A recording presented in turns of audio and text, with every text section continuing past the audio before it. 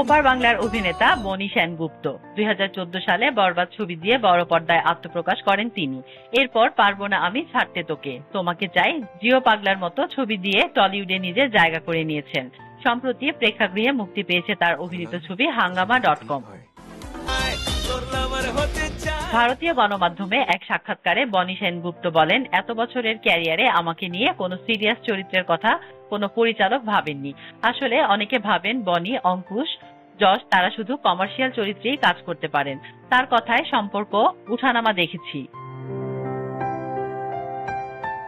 কিন্তু আবার ছন্দে ফিরতে পেরেছি, কারণ আমাদের দুজনেরই ইগো নেই, ভালোবাসা আছে। 10 বছরের সম্পর্ক, বিয়ে নিয়ে পরিকল্পনা কি? বনির কথায় খুব বেশি দেরি নেই, আমাদের দুজনেরই খুব বেশি দেরি করার ইচ্ছে নেই।